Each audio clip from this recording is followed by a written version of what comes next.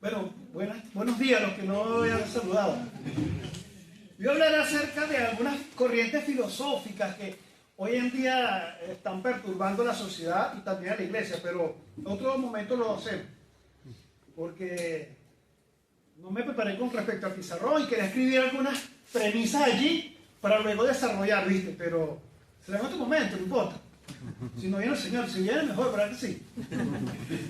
Vamos a seguir el hilo, no importa si se vaya a continuar, pero la epístola a los Filipenses es preciosa.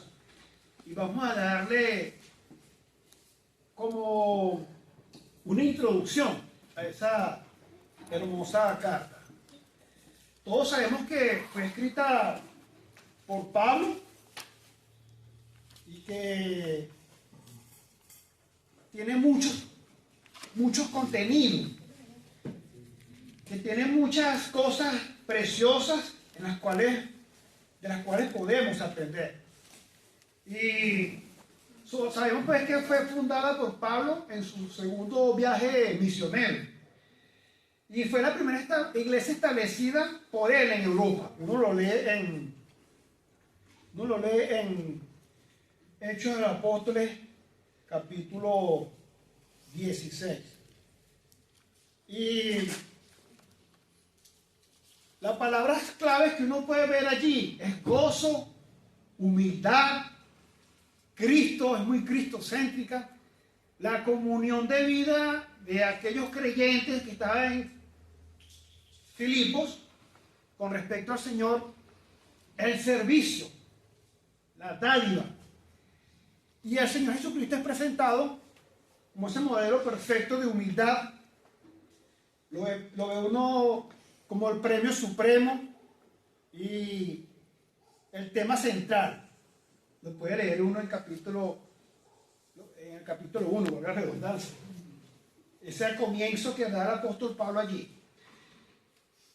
Pablo tenía una buena relación con Filipos, con la iglesia que estaba allí en Filipos.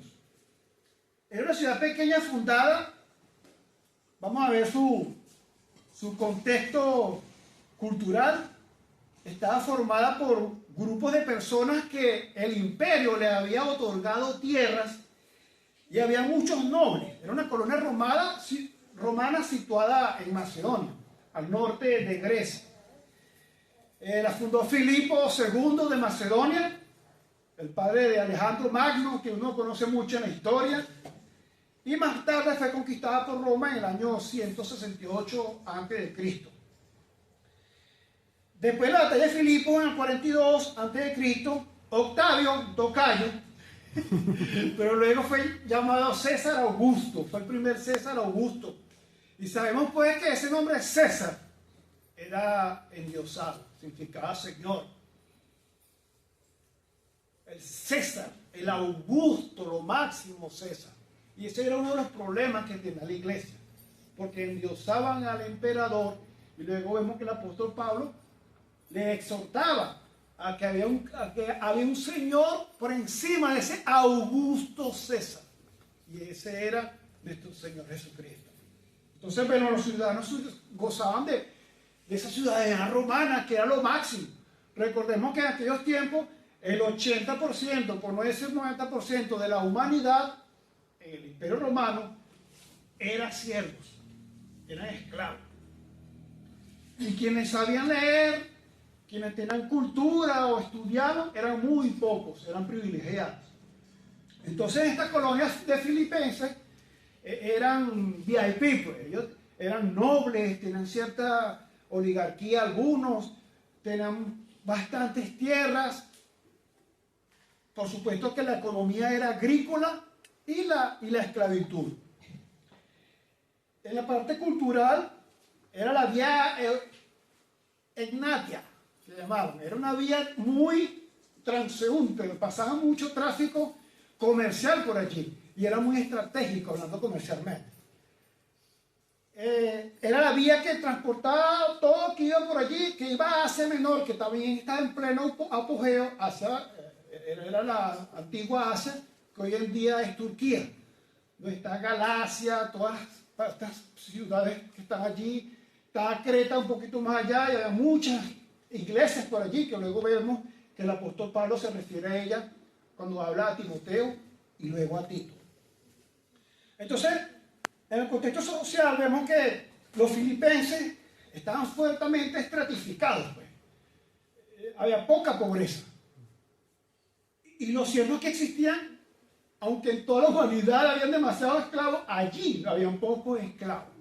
Entonces estaba muy estratificada entre nobles, ex militares, todos con ex rangos oficiales, y esa influencia que hay allí sobre esa ciudadanía romana, que era lo máximo. Era una iglesia muy diversa. Si tenían pocos esclavos, había nobles, exoficiales, sabios, algunos, personas que tenían un buen rango social y económico en esa cultura. Las primeras creyentes fueron Lidia, una comerciante que uno lee en Hechos capítulo 16, versículo 14. Vamos a leer allí para que haya mejor fuente, fidedigna. Recordemos que esta es palabra fiel y digna de ser recibida por todos.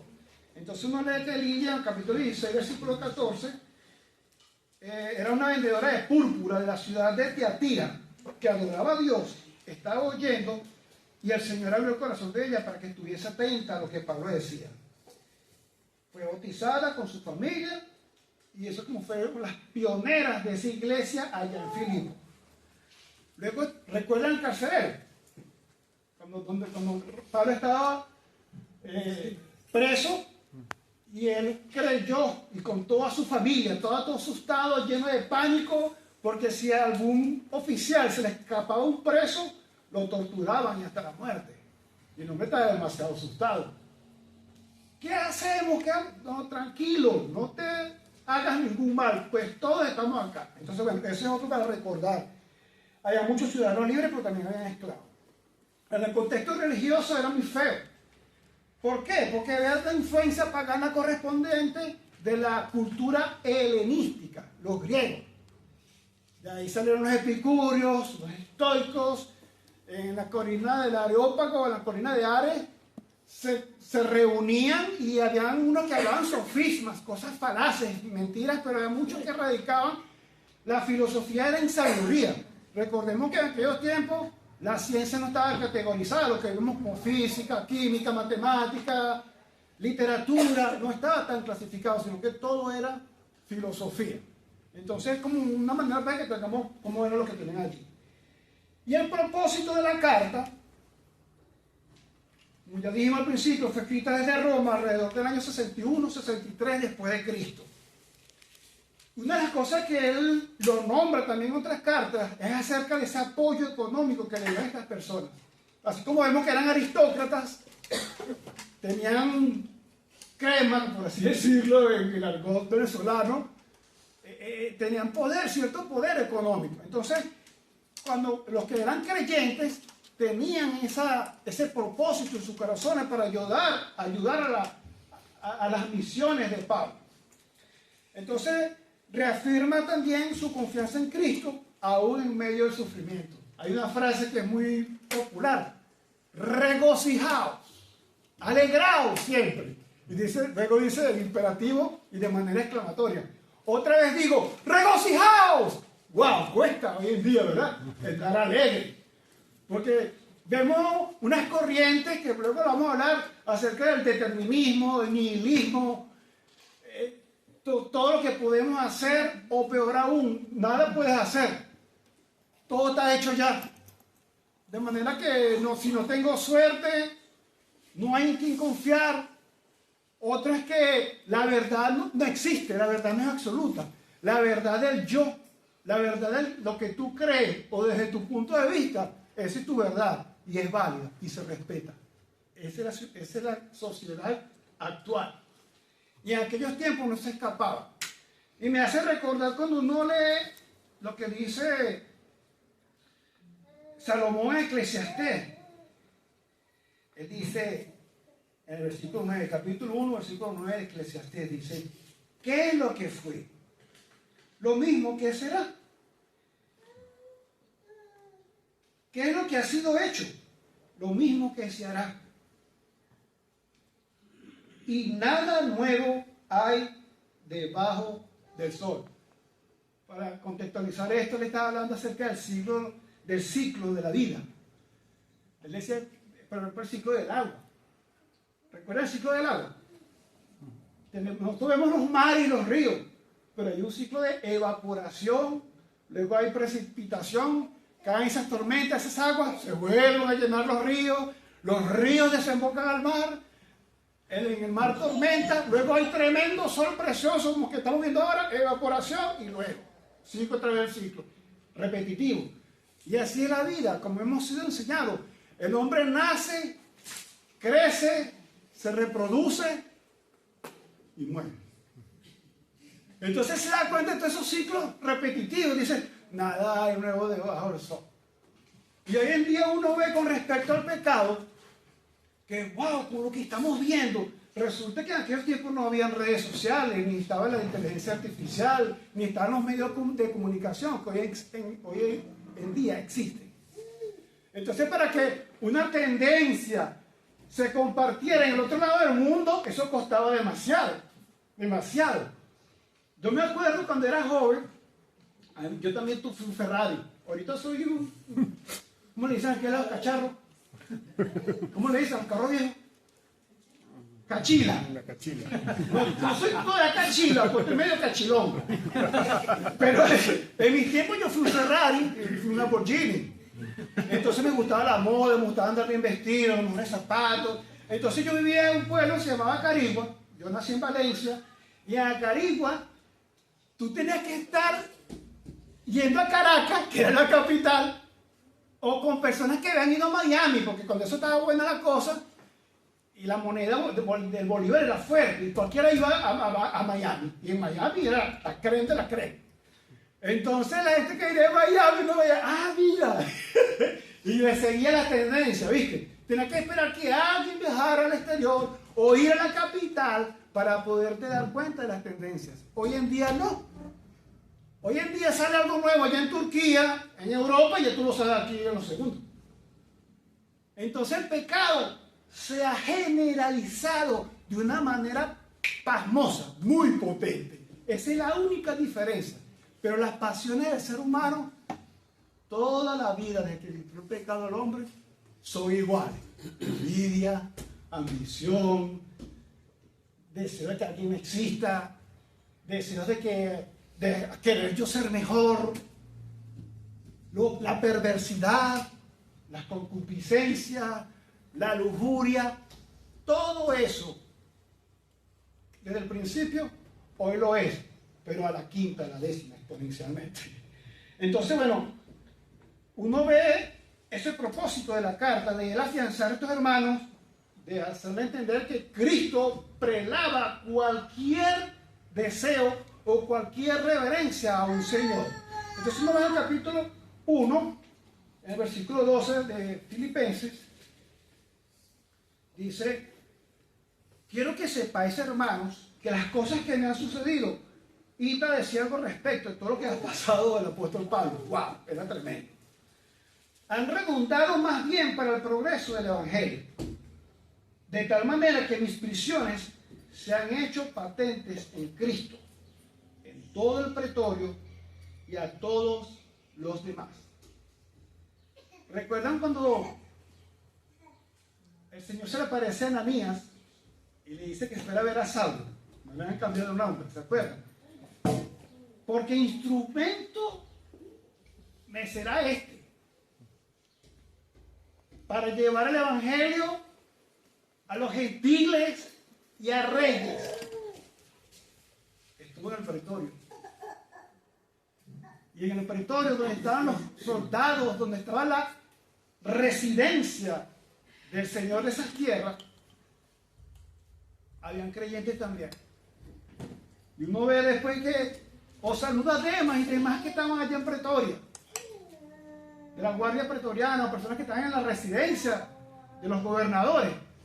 También pertenecían algunos, por supuesto, los que habían sido creyentes, salvos, eran parte de la iglesia. Entonces uno ve pues, que lo que el Señor dijo de Pablo, Él lo cumplió a cabalidad. Y uno ve también en el versículo 27 del mismo capítulo, Pide Pablo solamente que os comportéis como es digno del Evangelio de Cristo, para que, o sea que vaya yo a verlos, o que esté ausente, que no vaya, yo oiga de vosotros que están firmes en un mismo espíritu, combatiendo unánimes por la fe del Evangelio. Lo que pide Pablo en el año 61 y 63 después de Cristo puede ser válido para nosotros hoy en día en 2025. Ahí es donde se da uno cuenta que la palabra de Dios es permanente. Que así como es útil para enseñar, para redarguir, para instruir en justicia, para prepararnos a fin de que el hombre sea apto para toda buena obra. Lo fue desde el principio. Todo pasará, todo lo que vemos pasa, todo se acaba. Incluyendo este que está predicando, en algún momento se va a acabar si no viene antes del Señor. Pero la palabra de Dios permanece para siempre. Y no hay nada que diga su palabra que no vaya a ser cumplido. Eso es para que nos ayude a tener temor, para que creamos en sus promesas, para que podamos creernos que cuando Él dice que nos comportamos como dignos del Evangelio, es para que Él dice que Él cuando vaya a verlo, pero nosotros tenemos el Señor, tenemos aquel que conoce nuestro corazón, tenemos aquel que conoce todo lo que hacemos. Entonces, combatiendo unánimes, juntos, como un cuerpo, como una familia que somos, unánimes por la fe del Evangelio. ¿Qué dijimos que era la fe? Después, tener la veracidad, la certeza de algo que se espera y estar convencido. Yo sé que viene. Yo sé que esta es mi carrera hasta que muera. Chueco, débil, con fallas, pero siempre intentando ser mejor. Ese es el proceso de cada creyente en todas partes del mundo, la parábola del sembrador. Uno le dará fruto al 1, al 10, al 30. Ahí están todos los porcentajes, del 1 al 100. Depende de nuestra lealtad, de nuestro temor a Dios y de nuestra obediencia a Él, que nosotros vamos a ir madurando. ¿Por medio de quién? Del Espíritu Santo. ¿Y por medio de quién nos habla el Espíritu Santo? ¿Por medio de qué? De su palabra. Entonces, es un tremendo gozo que Él impulsa a tener en el Señor Jesucristo desde el capítulo 1. En el capítulo 2 vemos el ejemplo supremo, llamado la humildad. Él dice aquí, si hay alguna consolación en Cristo, si algún consuelo de amor, si alguna comunión del Espíritu, si algún afecto entrañable. Estamos en la carta Filipenses, lo que aún no lo tenga, Filipenses capítulo 2. Si alguna misericordia, completad mi gozo. Como sentía ese cariño, ese amor Pablo por estos hermanos. Si tenían alguna de estas virtudes, completaban su gozo. Bien dijo él, sed imitadores de mí, así como yo de quién? De Cristo. De Cristo. Tremendo. Y el versículo 5, no le dicen, Ray, que es la Biblia que yo tengo, dice el epítome de la humildad. Aquel que todo lo hizo, que creó los cielos y la tierra, el ciclo del agua, como bien decíamos, la humanidad, la vida, aquel quien dio desde el principio el verbo, sea la luz, y fue la luz, ese se encarnó. El Dios Hijo se encarnó. Y dice aquí en el versículo 5, capítulo 2, haya pues en vosotros este sentir que hubo también en Cristo Jesús, el cual siendo en forma de Dios, no estimó el ser igual a Dios como cosa que aferrarse, sino que se despojó, se desligó de todo aquello, a sí mismo. No fue obligado, no fue que lo despojaron. Él por voluntad propia, en obediencia al Padre, por obedecer al Padre y por amor a nosotros sobre todo, Él se despojó de esas glorias. Y estando, dice acá, sino que se despojó a sí mismo, tomando forma de siervo, de esclavo, aquel que no tuvo donde recostar su cabeza, hecho semejante a los hombres, como dije al principio, y estando en la condición de hombre, se humilló a sí mismo, así como se despojó a sí mismo, también se humilla a sí mismo. No fue obligado, no fue empujado, no fue estimulado. El estímulo del Cristo fue que viendo el gozo puesto en él. ¿Cuál era ese gozo? Que viendo de que iba a llevar muchas almas a la gloria, sufrió la cruz. ¡Wow! Vamos a leer eso, hermano. Yo lo digo feo. La palabra lo dice hermoso. Vamos a leer Hebreos capítulo 12.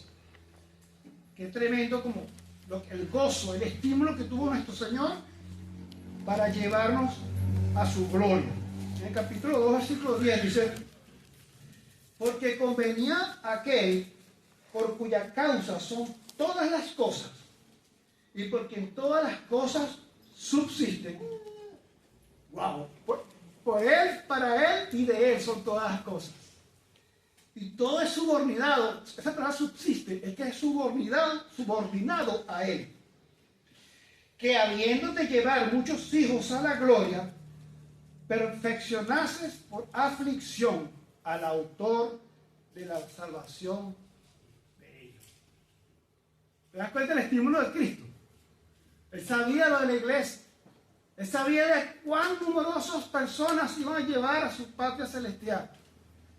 Y eso lo ayudó o lo motivó, como dice en el capítulo 2 y versículo 2, nosotros debemos tener los ojos puestos en Él, en Jesús, el autor y consumador de la fe, el cual, por el gozo puesto, como hemos dicho, ese gozo que Él sintió, que sufrió, recordemos que aunque era hombre, también era omnisciente, pero no, Él se ha despojado de eso para usarlo a favor, sino que obediente, como oveja que va al trasquiladero, enmudeció y no abrió su boca. Por el gozo puesto delante de él, sufrió la cruz, menospreciando, teniendo en menos el dolor, el oprobio, el sufrimiento. Y se sentó luego, que resucitó, a la diestra del trono de Dios. Qué tremendo, ¿verdad? Qué tremenda consumación, qué tremendo estímulo, qué tremenda obediencia, y esto es lo que el apóstol Pablo resalta en este capítulo 2. En el versículo 21 del capítulo 2 hay un versículo muy poderoso. Dice: porque todos buscan lo suyo propio, no lo que es de Cristo Jesús. Ese es el común de cualquier persona. Buscar lo que te conviene, buscar lo que nos conviene. Pero ya conocéis los méritos de Él, que como hijo a padre ha servido conmigo el Evangelio. Está hablando de Timoteo y Epafrodito. Pero uno se da cuenta acá de ese afecto que Él tenía para con los suyos, que no buscaban el amor propio ni las conveniencias propias, sino que buscaban era seguir a aquel que se había humillado hasta los suyos. Ese es el versículo 27, también del 1, hay un versículo muy lindo. Ya se lo leí. Ahora, versículos 5 y 11 nos habla entonces de esa humillación de él, propia, sola. Y luego en el capítulo 3 vemos, en el versículo 2, otra exhortación, otro consejo que le da el apóstol Pablo a los filipenses. Guardaos de los perros. Guardaos de los mutiladores del cuerpo, porque nosotros somos la circuncisión, los que en Cristo servimos a Dios y nos gloriamos en Cristo Jesús, no teniendo confianza en la carne. El apóstol Pablo acá habla de los perros, eran los que querían e insistían en judaizar a la iglesia.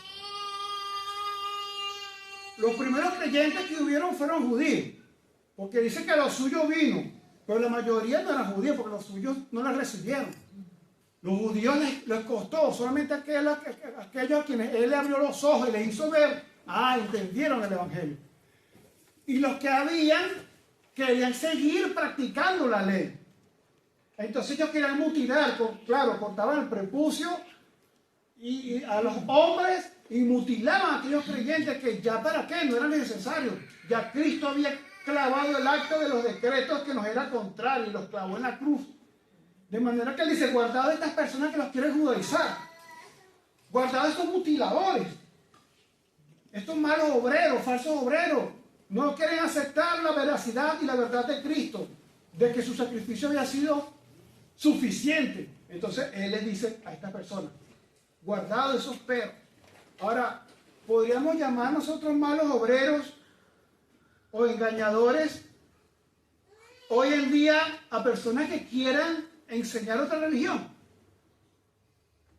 Vemos que hoy muchas creencias, muchas religiones, denominaciones que están erradas, que presentan a otro Cristo, presentan a otro evangelio, presentan más bien al hombre como un diosito, donde tú puedes hacer todo lo que tú crees que es bueno, decláralo, hazlo, lo decretas y se va a cumplir.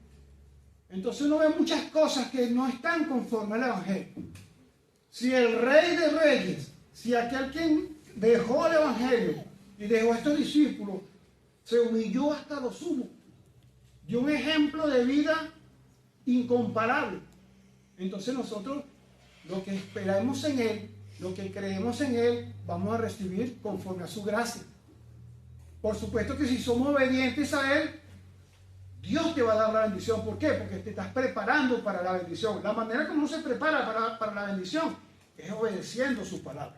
Entonces uno ve ese gran valor acá en el capítulo 3 de echar atrás o no obedecer esos sofismas, estas personas que quieran judaizar, sino que más bien exhortándose uno a nosotros, como dice el capítulo 15, ser imitadores de mí y mirad los que así conducen, al 17, según el ejemplo que tenéis en nosotros. Todos aquellos que eran conforme a Pablo, como él lo había predicado, y que obedecían la palabra de Dios, conforme al evangelio que ellos estaban escribiendo, conforme al evangelio que ellos predicaban, los apóstoles, y en este caso Pablo a Filipos, les predicaba el evangelio que Cristo había dejado. Entonces uno ve en el capítulo 4, la paz de la vida cristiana. Así que, hermanos míos, amados y deseados, gozo y corona mía, estad así firmes en el Señor, amados. Ruega a Evodia, a Sintique, que sean de un mismo sentido. Parece que habían tenido problemas estas dos hermanas. Hoy en día puede haber ciertas roces, ciertas asperezas entre la comunidad de la iglesia, pero algo normal que solamente debemos quitar o hacer desaparecer cuando somos obedientes a su palabra. Y en amor, en amor. El amor puede cubrir multitud de pecados. Uno con amor, comenzando desde nuestro hogar, podemos echar abajo cualquier indicio, cualquier mala acción de pecado o de rabia o de odio o de mala relación que pueda haber entre nosotros. Comenzando desde nuestro hogar y también en la iglesia. Nosotros con amor podemos echar abajo cualquiera de esos malos indicios. Entonces, perfecto. El versículo 13 no lee también cuando hablábamos de paz y te hablaba de la paz en guerra. Es difícil sentir paz cuando hay malas circunstancias, sentir paz cuando te sientes atrapado, cuando te sientes dolido, cuando te sientes enfermo, sentir paz cuando estás oprimido, cuando sientes que las cosas no van bien. Es difícil, es muy difícil. Pero cuando uno se goza en el Señor, por ejemplo, Pablo cuando estaba con mucha escasez, dice, no lo digo porque tenga escasez, pues he aprendido a contentarme, cualquiera que sea mi situación. Es tremendo, ¿verdad? Nosotros si no tenemos la nevera con comida, wow, uno empieza a preocuparse. Pero el deber ser de un creyente es andar en gozo, andar regocijado y confiar en Él, tener la convicción de que como sea, Él te va a dar lo que necesitas. Él te va a dar el alimento. Pero ¿por qué? No creo, porque eso duró muchos días que... No. Bueno, si nuestra necesidad es por una conveniencia o por un deseo, que yo no tengo bien reflexionado o bien identificado, el Señor puede ser que no me vaya a dar esa respuesta, ni me vaya a suplir esa necesidad que yo creo que va a prelar sobre las otras necesidades primarias. No sé si me hice entender. Hay cosas primarias que tú necesitas, que tú y yo necesitamos. Y también está la parte espiritual, porque nuestro deber es buscar primeramente el reino de Dios y su justicia. Lo demás es añadido. Pero cuando estamos convencidos de que el Señor nos va a dar conforme a lo que Él, que conoce mi corazón, me conviene, entonces voy a recibirlo con gozo. O voy a esperarlo con gozo. Muchas veces, cuando tenemos problemas laborales, que no hay los ingresos suficientes para costear los gastos, los servicios, la comida, también podemos sentirnos desesperados. Pero debemos tener esa confianza en Él. Porque no hay muchos pajarillos, dice. ¿Cuántos pajarillos hay y todos son alimentados? ¿Cuántos más vosotros? Nosotros somos la creación especial de Dios. Puedo decir también como Dios Salomón, mira, cuando habla de Salomón, mira los lirios del campo. No tejen, no hilan, no se hacen ropa. Y ni aún Salomón se vistió como uno de ellos. Qué tremendo, ¿verdad?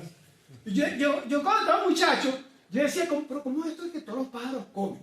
Porque yo tenía el paradigma que cuando estaba en jaula, la gente le daba comidita, o los tenía en un hábitat donde le daba comida.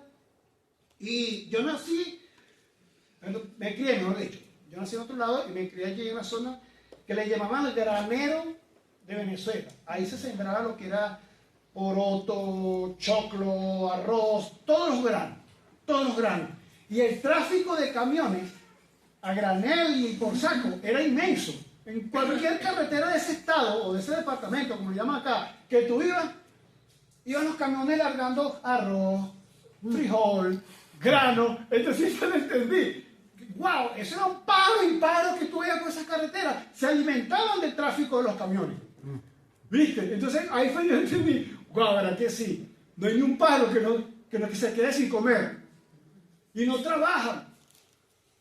Entonces, ¿cuánto más que nosotros que tenemos un oficio, que sabemos trabajar? ¡Wow! No tenemos excusa. Entonces, es como una manera de estimular a creer de que siempre vas a tener techo y abrigo. Capaz que no, como yo decía cuando yo era joven, que quería vestirme de lo mejor, comer de lo mejor. No, pero lo que tú necesitas, lo vas a tener. Yo estoy seguro que en aquellos tiempos no habían gordos. En aquellos tiempos la gente no era gorda. Sin ir muy lejos, en los años 70, yo estaba muy chico. Recuerda que yo soy casi cachilo, todavía no soy cachilo. Pero por ahí hay algunos hermanitos que si tuvieron ese tiempo en los 70, y todo el mundo era planito, hermano. Un mundo bello, estilizado. Porque comíamos pura comida hecha de casa. Después llegaron todas esas reglas de alimentación basura y ¡puf! Con químicos que nos ponen adictos y todo. ¿Ah?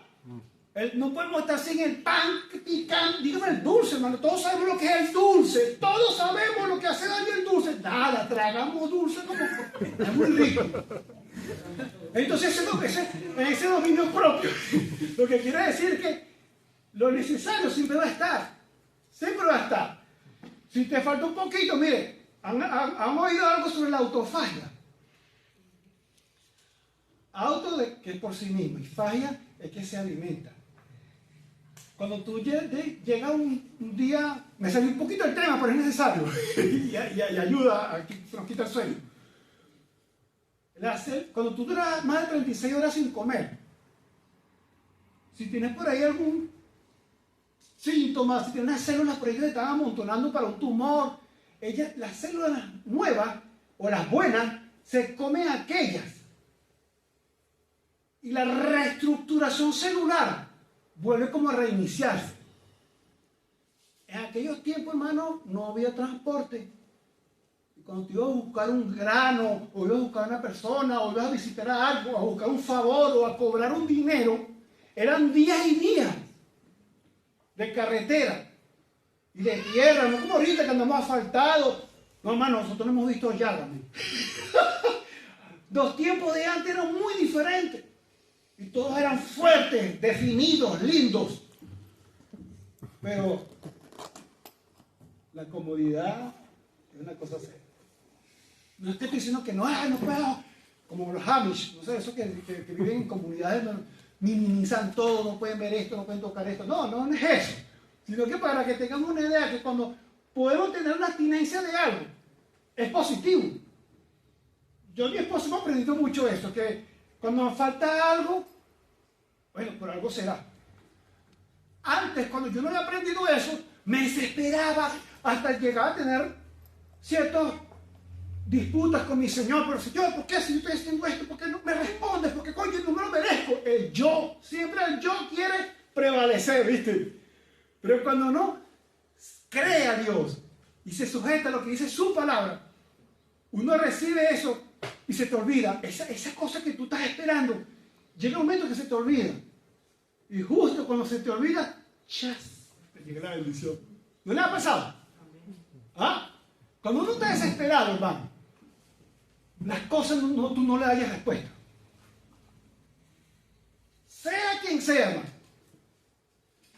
No se desespera y no encuentra la respuesta. O es tanto el desespero que el poco tiempo que va a pasar para que se corte ese sufrimiento o esa mala circunstancia, uno lo ve como muy largo. ¿Viste? Que es esa esperanza, como decía Aita, activa, que llega hasta el desespero. Desesperar es un antónimo de esperanza, ¿verdad? Desespera, saca la espera. Cuando uno no quiere esperar, se enferma, nos deprimimos, andamos de mal humor. ¿Y será que cuando andamos en esas condiciones, si alguien llega a hablarnos, le vamos a responder bonito? Respondemos mal, tratamos mal, entonces tú tienes un efecto o reacción en cadena. Todo producto de que yo ando mal porque no estoy recibiendo lo que yo quiero. Y no se da cuenta, hermano. De repente tú necesitabas un empleo, un cliente. Hermano aquí que trabaja con clientes, de repente tú estás esperando un cliente que yo sé que me va a dar buenos dividendos y no, el hombre no me compró, no me llamó, no me contrató. Conche, no, pero qué bueno, ¿por qué? Si todo iba bien, si estábamos negociando bien, ¿por qué no se dio? Entonces, bueno, hay dos opciones. ¿Para qué? ¿Chillar como un niñito y luchar y desesperanzarme? ¿O esperar regocijadamente, tranquilito? Llega un momento que se te olvidó. Hola, mira, ¿te acuerdas? Ah, sí, de verdad, mira, llegó el momento, vamos a hacerlo. Y resultó que tú tenías unas deudas ahí resulta que tú necesitabas comprar, o peor aún, resulta que cuando haces ese contrato y vas a tener ese ingreso, ¡pum!, se te cayó la pared. ¿Ah? Se cayó la pared, o ¡pum!, se te dañó el auto. Ah, mira, ¿qué hubiese pasado si tú en bonanza recibes esos dinero extra? O lo gastamos, o invertimos, qué sé yo, o hubiese sido una mala inversión. No, nos llegó justo el momento que iba a pasar aquello y que iba a pasar lo otro. Y tienes con qué. Entonces, no, oye, gracias, Señor, gracias. Gracias porque pasó esto, pues tenía con qué. Son cosas que uno en el tiempo, uno no las entiende en el momento. Pero cuando uno va aprendiendo, las cadenas no son gratis, mire, cuando uno va aprendiendo, que uno espera en el Señor y el Señor en su momento perfecto. Ese es el dicho que dice, tu tiempo ya es perfecto. Cuesta entenderlo y aceptarlo. Pero cuando llega el momento de realmente lo necesitas, el Señor te da la bendición. Bueno, eso es lo que queda, me salía del tema, pero es algo análogo a lo que estamos hablando. Entonces vemos, como un resumen, primer capítulo, gozo en medio del sufrimiento. Filipenses, ¿verdad? A pesar de gozo, regocijaba al Señor siempre. Agradecimiento por la iglesia.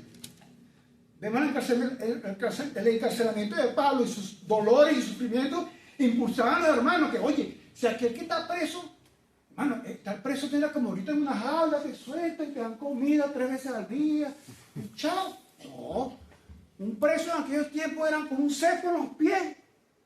Y cuando él dice mis prisiones, era que estaba amarrado.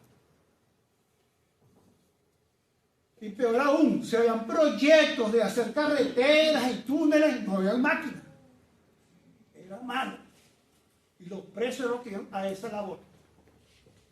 Entonces, para que tengamos una idea, la comodidad ahora es muy alta en comparación con aquellos tiempos. Entonces, estos hermanos aprendieron y agradecían a Dios que como este hermano Pablo, con lo que está pasando y lo que nos escribe, iba a hablar con el hermano Pablo y citarnos una sonrisa, hermano, ¿cómo está? Wow, este hombre no, ¿cómo hace eso?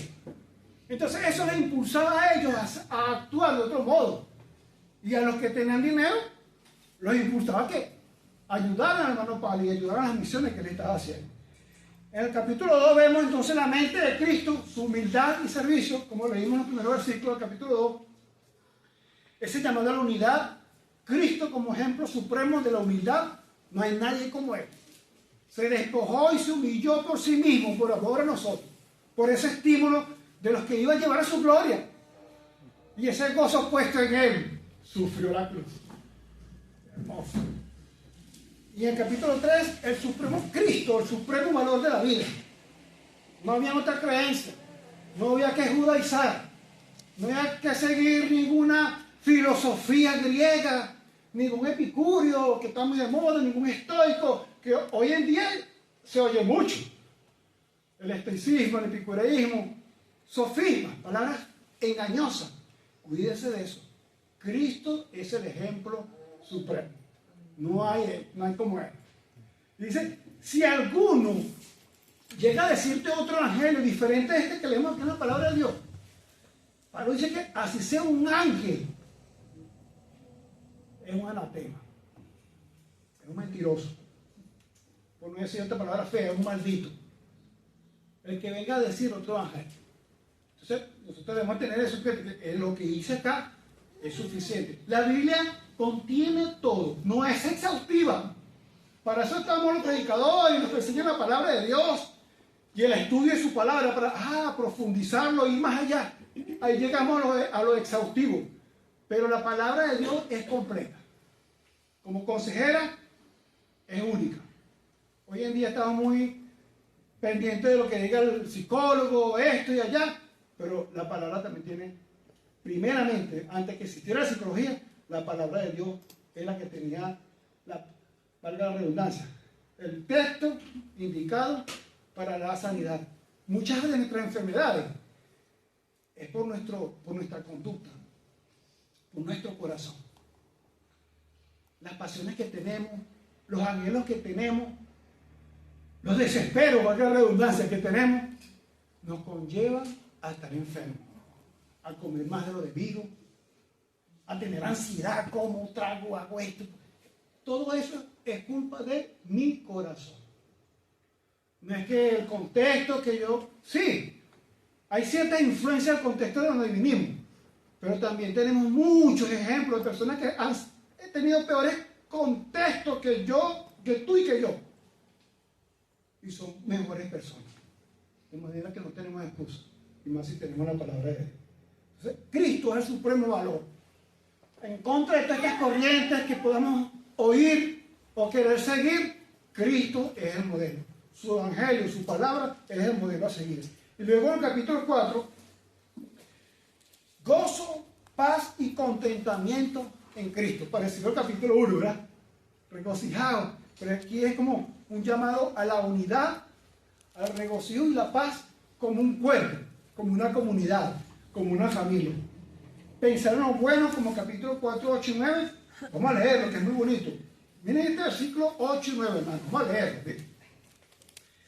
Acá a veces rezan los versículos, ¿verdad? Vamos a leerlo todo, vamos a leerlo todo. Por lo demás, hermanos. Vamos a leerlo. Por lo demás, hermanos. Todo lo que es verdadero, todo lo honesto, todo lo justo, todo lo puro, todo lo amable, todo lo que es de buen nombre. si hay virtud alguna, si algo digno de alabanza, en esto pensad. Lo que aprendisteis y recibisteis y oísteis y visteis en el apóstol Pablo, esto haced, y el Dios de paz estará con vosotros. Tremendo, ¿verdad? Nosotros pensamos todo el tiempo así. Está difícil, ¿verdad? Dice que el deber ser de todo creyente es pensar en algo que tenga una virtud, que tenga una buena cualidad, que tenga una cualidad que edifique, no solamente a mí de manera egoísta, sino que edifique a otros. En esto pensar. A veces somos muy egoístas. Pensamos en la mano que yo necesito, en lo que a mí me gusta, y no pensamos en lo demás. Lo que es la honestidad, la verdad, como dijimos al principio, esa corriente filosófica de que la verdad es la tuya. Lo que tú creas, lo que me guste, desde mi punto de vista, esa es mi verdad. Entonces la sociedad dice, sí, tienes razón, respétala, ella o él tiene razón. Y se van por ahí. Pero ¿qué nos dice la Biblia? Hay caminos que al hombre le parecen buenos. ¿Y cuál es su fin? Camino de muerte. Ojo con eso. Entonces dice, honesto, verdadero. Tenemos la verdad acá en la palabra. Lo justo, lo que sea equitativo. ¿Me provoqué? No, ¿qué dice el Señor? ¿Cómo diría Pablo? Entonces ahí tengo que cambiar mi actitud. Digo, actuar con justicia. Todo lo que es de buen nombre. A veces hablamos y que yo voy a confesar algo acá. Como yo soy extranjero, una manera de sentirme allegado a mi tierra era usar la jerga venezolana. Y hay mucha jerga venezolana que es grosería. Entonces yo decía, no, pero por ejemplo los uruguayos dicen, no me joda. Esa ya es tremenda grosería. Entonces, bueno, porque ellos dicen así, o sea, es algo de cultura. ¿Viste? Yo mismo como justificándome. No, pues es algo cultural. Entonces yo lo estaba diciendo, esa jerga venezolana, en mi casa. Mi y yo pensamos, no, listo, vamos a cortar eso. No, es verdad. Porque si mi conciencia decía que no, es porque es pecado. El que sabe hacer lo bueno y no lo hace, ¿qué pasa? Es pecado. Es pecado. Y esas eran palabras que aquí no conocen. Yo hablaba con alguien y le decía una palabra de mi jerga y la gente no sabía si era bien o malo, pero yo sí sabía. Entonces es como algo, un ejemplo para seguir. No es que yo sea Pablo, ojo, sino que hay cosas que tú y yo sabemos que no son justas, que no son de buen nombre. Una mala frase, una maledicencia. Por suerte, ¿cuál suerte? Mire, por suerte, no, tú no tienes que vivir contra cultura. Todo está preestablecido. Pero ¿cómo es eso? Entonces si yo hago esto porque no me va bien. Bueno, Dios conoce tu corazón y el mío. Él sabe cómo estás actuando tú y cómo estás trabajando tú contigo. Y conforme a esa transformación que hay en mi corazón por su palabra, Dios sabe qué va a pasar. Dios va a saber que tú pusiste empeño, de que tú trabajaste para que esa transformación obrara en ti. ¿Y crees que el Señor te va a bendecir? El Señor bendice, hermano. Hay que estar preparado para la bendición. Sé que es difícil. Sé que cada quien tiene su problema. Cada quien tiene su proceso. Pero ese es el norte. Obedecer su palabra. Hablar cosas puras, amables, con honestidad, siempre en la verdad, digno de alabanza. En esto pensemos. Sabiendo pues que toda la gloria y la honra es para el que se la merece. ¿Quién se merece la gloria y la honra? Nuestro Señor. Tú y yo fuimos creados para darle la honra y la gloria a Dios. Así como un pajarito te le da las mañanitas, me encanta, yo te vivo, ese es puro pájaro. Usted se para a hacer la mañana, si tú tenías no, los pájaros te quitan, oye, qué lindo. Ellos fueron diseñados, creados para que con su piar alabaran a Dios. Uno ve una ballena en el Atlántico o en el Pacífico.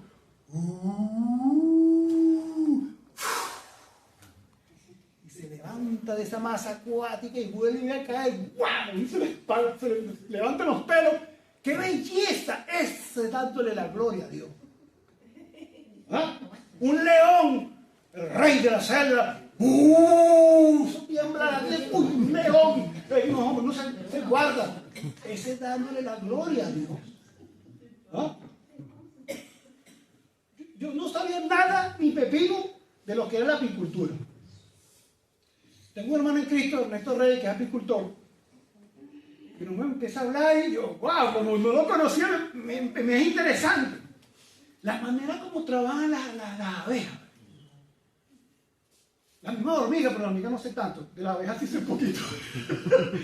Cómo trabajan la obrera, cómo obedecen a aquella reina, el zángano, cómo cazaron con un enjambre. Lo mueven, si la reina cae acá, todos se van para se meten ahí en obediencia. Y una comunidad tan beneficiosa. Y lo que produce una colmena. Estuviera aquí dándome la razón, Marco. Vamos por allá.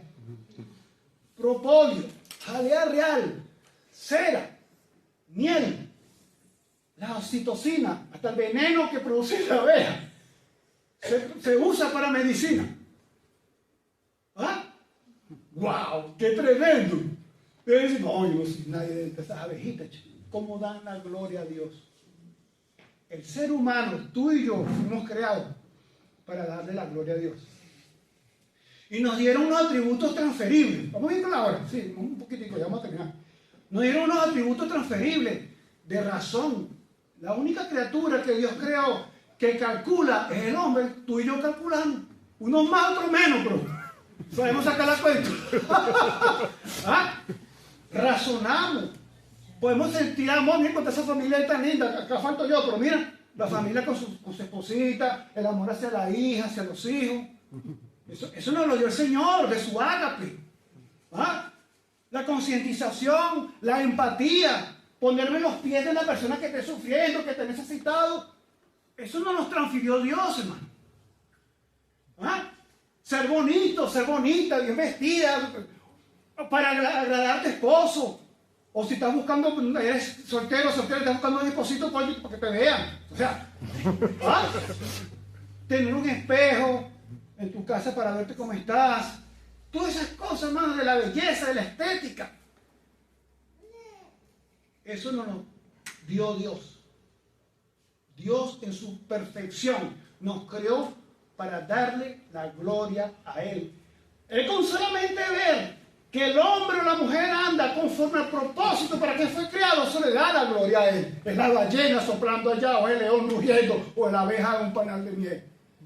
Ahora, hermana y hermano, que tú te puedas servir para estímulo, para animarte, de que tú vales más que 100 pájaros, de que vales más que un lirio del campo. Ni Salomón, el sabio de los sabios, se vistió como uno de esos lirios. Hermano, el Señor siempre va a dar a su momento. Y en el momento que te lo va a dar, va a ser para beneficio tuyo y para darle la gloria y la honra. Que el Señor prospere su palabra. Me disculpo por el tiempo. Vamos a orar. Dios y nuestro Padre, gracias por tu amor. Gracias porque a pesar de los pocos sufrimientos que uno pueda tener en esta vida, sabemos que si confiamos y esperamos en ti y aprendemos a hacerlo, siempre vamos a ser respondidos, siempre vamos a estar satisfechos y sobre todo, Señor, para continuar esta carrera. Ayúdanos pues a dar testimonio, a predicar el Evangelio a toda criatura, que podamos llevar esta manera de vivir conforme a ti, a todas las personas, y buscar la manera de hallar el momento, de hallar la situación de esa persona, para llevarle el glorioso Evangelio de Cristo. Ayúdanos pues a internalizar estas palabras de tus escrituras en nuestros corazones, para que podamos no ser oidores olvidadizos, sino hacedores de tu palabra. En tus manos pues nos dejamos, Señor, guárdanos los días que restan, Y te damos las gracias en el nombre de nuestro Señor Jesucristo. Amén.